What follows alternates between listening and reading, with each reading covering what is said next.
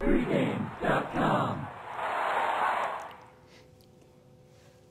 Welcome back to Pregame.tv. Sunday NBA playoff action. The Miami Heat play host to the Charlotte Bobcats. This is going to be your free play, Ken. Miami.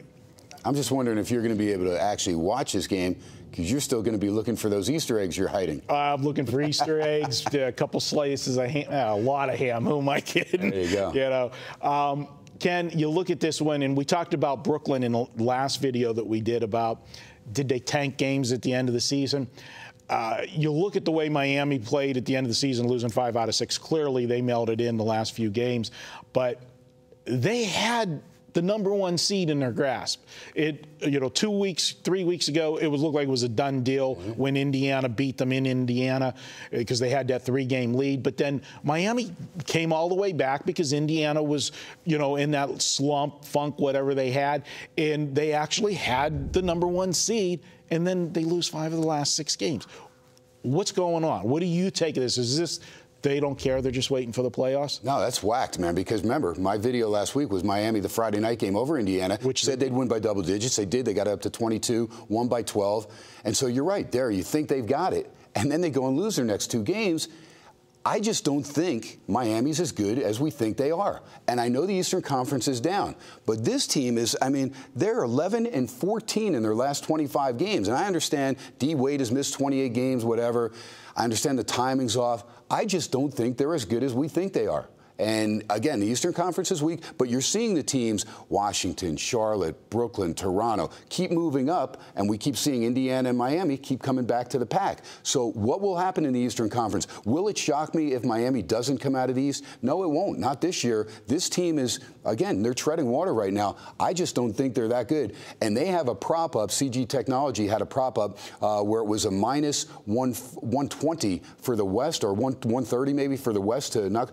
I jumped on it. I don't care who comes out of the West. I'm taking them against Miami or anybody else that comes out of the East. Yeah, well, because, look at it. If Miami does, and that's actually, I missed that one. You should have sent me a text on that one. I missed that CG Technology line, because that's interesting, because I agree with you. I like it, because I'm thinking about it. If you look and say, okay, if it is Miami that comes out, which, most people think that's who's going to do it, even though they're the #2 seed, how are they going to have to come out of it? They're going to have their last 2 series are going to be physical series where you're going to have the Chicago in the mix. You've got Indiana. Those teams, they're going to be wars. What is Miami going to have left if they have to play 2 tough defensive series and then shift gears and play a high-flying Western team, with the styles that they play? And if it's the Spurs that get through, and it's a repeat of last year, then you got all of those revenge angles coming into play. And, this year, San Antonio will have the home court over Miami and can flip the script. I think that's an excellent bet that you made there. Yeah, exactly. And I think it's still up. I think it's minus 140 now for the Western. Because you put all that cash down on it.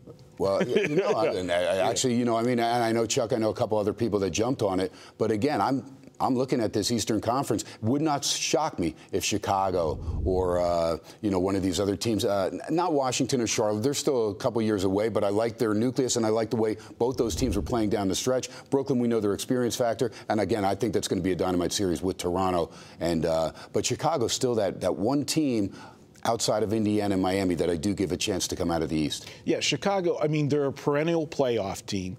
They've learned to play without Derrick Rose because now they've had to do it for 2 years. This team made a run last year, but if you remember, they were hard out last year, and they were banged up. If you remember that last series, there was I forget how many injuries they had, but they weren't at full strength, and they had to play the starters just an insane amount of minutes. Bellinelli, Nate Robinson, these guys stepped up out of nowhere. Yeah. So, to say coming in right now that Chicago's healthy, because you can never say Chicago's healthy because, they'll always have injuries, but they've learned how to do it with what they've got, and they're playing good basketball right now, and they're the Memphis of the Eastern Conference. Absolutely. This Miami team in this line, we're looking at a number of 10. There are a few 9.5s popping up here and there. This is a team that if you told me you know, and I don't know which side you're on yet. We'll get to your pick in a sec. But if you told me Miami can win this by 20 points, that would not surprise me. But if you also told me that Charlotte takes this right down to the wire because Miami is struggling, that doesn't surprise me either. This is one of those games, to me, that, you know, I wouldn't be surprised either way the outcome comes. I agree. And again, we look at Miami always as they're going to turn it on, they're going to turn it on. And we understand they are the one team in the Eastern Conference that can flick a switch, but I don't think they can flick it enough to where they're going to dominate anybody in the playoffs in the Eastern Conference. I really don't. I think this team has come back to the pack. Again, the health of Wade has got the timing off. And even though when he comes back, they're still, you can see it, they're still missing. LeBron has been LeBron. He's been outstanding. He's so consistent. We know how good he is. But the rest of the team has been very inconsistent. Ray Allen has not been near what he was last year. And, you know, Chalmers has stepped up some games, Battier some games. I mean, again, this team, Birdman plays, you know, to his fullest potential. And they need that, especially when they go down the line, because they're not a big team inside. And they need to be physical with some of these teams, especially like the Bulls or the winner of that Bulls series against Washington. Well, you know what, Ken? This is your free pick, so let's make it official. All right. All right, and I'm going to take a shot on Charlotte here. I like the way the Bobcats are playing going down the stretch. 16-6 in their last 22. They won 8 of their last 9. Al Jefferson, this guy is absolutely a beast. And I know LeBron gets all the press clippings, but let's look at Al Jefferson. 22 points a game, 11 boards a game.